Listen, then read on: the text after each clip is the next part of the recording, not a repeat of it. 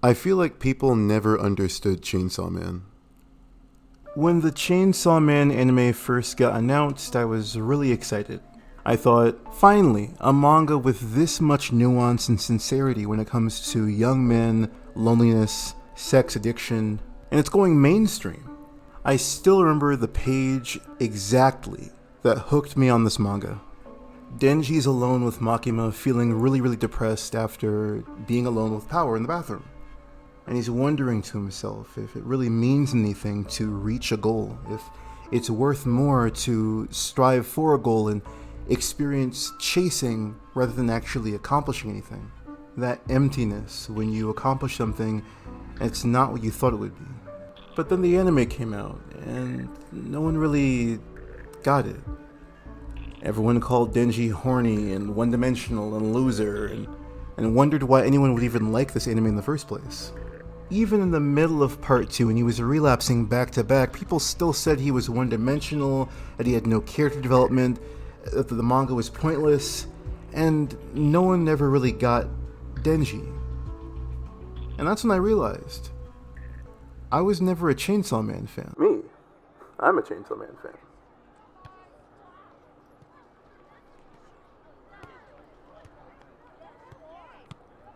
Man, Japan's Public Safety Commission is impressive. There was no walk in the park making it here without getting spotted, let me tell you. What do you want? Check it out. Proof of my fandom. My Chainsaw Man lighter. Will you listen to my fan request?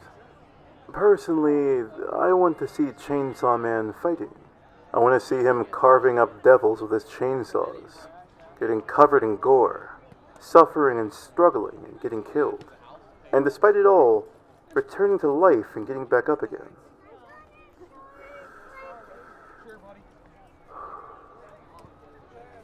Moments from now, there'll be a devil attack on this building's first floor.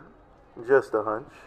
And if I had to guess, the folks down there will soon be shouting, "Save us, Chainsaw Man." This scene is from chapter 142. Denji hadn't become Chainsaw Man in almost an entire volume of chapters since his last fight with the Falling Devil. Pile that onto the fact that we had multiple breaks, and the reaction was pretty uniform.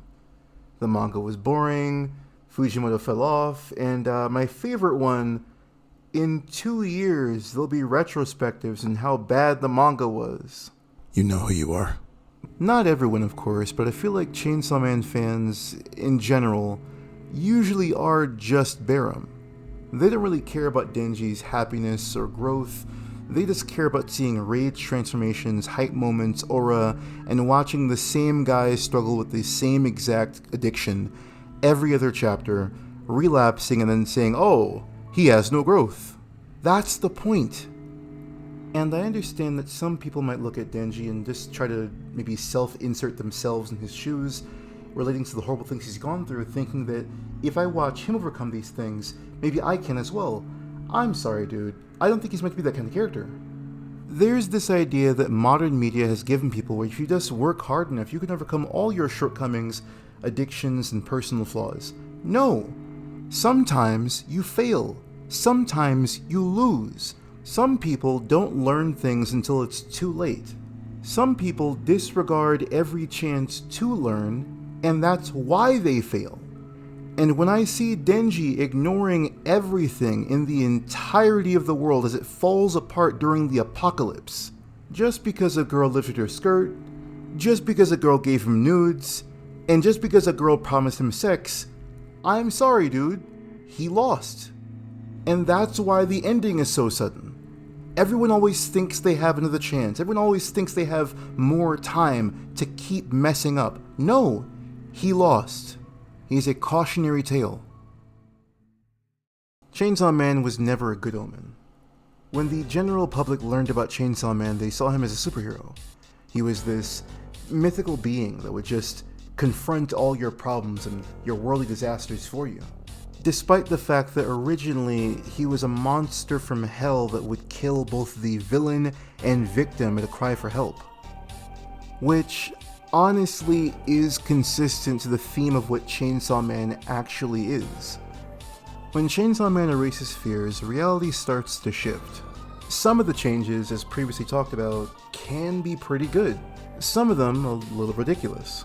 But what remains consistent is that you no longer have to face it. That's the kind of power that just witnessing corrupted the control devil. That's why Makima existed in the first place. That's why she doesn't in the New World. Every single individual, every group, and every single devil in the entirety of the series who knows about Chainsaw Man and his actual power is a lunatic. Honestly, that's probably why Kishibe left. The key to the ability to run away from your fears forever is locked inside of a 16-year-old gooner. And when that power is used, it doesn't just affect him, it affects everyone. So when Pajita decided to eat himself, yeah, I'll admit, my first initial reaction was wanting a part 3, not thinking it was over, and just general confusion. And the more I went back and reread the chapter, more and more things started clicking to me. You want to know what the manga is actually about? People who are unable to move forward after trauma in a world that has a crutch not only for the main characters, but the entire human race who just wants to run away from the obligation to grow. I read a few complaints online that this chapter removed so much character development and progression. That couldn't be more wrong, I'm sorry. Can you tell me one redeeming quality Denji has for the entire series? Can you tell me one way in which Denji has actually changed as a person from chapter 2 all the way up to chapter 230? Everyone from part 1 is dead besides Kishibe and Kobeni. They're nowhere to be found. And not even Asa changed. She was basically just a passenger in her own story the entire time. Shoutouts to Yuji Itadori! Because she's always given up her own autonomy to not have to face her problems. I think it's fine to find relatability in these characters, but just because they can express common feelings that you have does not mean they're also growing. They're expressing themselves. There is a difference. The universe of the entire manga we read was technically not supposed to happen. Power was supposed to be at the warehouse if Makima hadn't captured her first.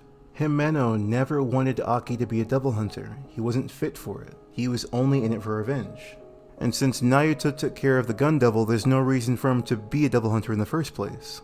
And before anyone comments, yes, this panel right here confirms that Naruto does have control of the gun devil. The bang move was only ever used by Makima after she had subjugated the gun devil, and Yoru after she turned the gun devil and tank devil into her left and right arms respectively. I also like the nice touch here that shows Miaoi getting along with Naruto because it proves that yes, Makima was controlling or at least listening through Power's cat. But I think where this chapter really gets to shine is when it gets to Asa. In this world, Denji doesn't know who Asa is. He sees a devil jump in her hands and just rushes to action. In the beginning of part 2, Asa had tripped over and killed the class pet devil Bucky. This led to the entire class hating her and not making any friends until she met, well, this freak.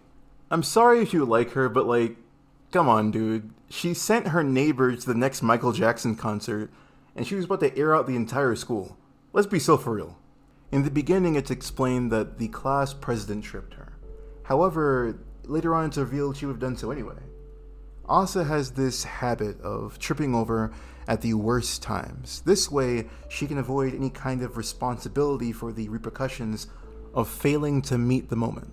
But when Denji drops his chainsaw and catches her, he stops her chance to self-sabotage. And he does it with a hug. Makima started ruining his entire life with a hug, and here he is, putting someone's life together with one. This one scene has more character development than the entire manga. I'm sorry, Brosif. Denji just saved a woman with no blood splatters, no flashy moves, and no ulterior motives. That's never happened before. But also you're reminded of Yoru when she first found out that nuclear weapons were reinvented by America. Who knows? Maybe Chainsaw Man's own erasure isn't permanent. Maybe in this interaction, when his heart throbs and Pogita's face is on it, maybe Pogita was actually just rebirthed, and now he gets to live inside Denji, watching him dream while no one knows about him. And since Denji still has a genuine interest in Asa, I can see him visiting her school just to make sure that devil doesn't hurt anyone. This would also give him a chance to use his good instincts he's always had in the entire series to sniff out the Justice Devil, who's still inside the class president. He ends up saving Asa, they start talking more, and there you go. There's your sci-fi rom-com. That's what's so beautiful about this ending. Denji and Asa finally have futures now. It's as if this chapter is a peek into a manga we will never read. I think it goes without saying that this manga meant a lot to me, so I'd like to give a big thank you to Tatsuki Fujimoto. This story is going right up there with Blaze Blue and Madoka Magica for me. If you liked what you heard in this video, maybe share it to one of your friends who might not like the ending, might be saying it's pointless, might be saying that there's character development issues, and maybe also give your boy some love down there with that button. It is free to press. That button is free to press. I'm just saying. I do want to quit my job one day, so just putting it out there. But hey, I've been me, you've been you. Have a good day. Be safe.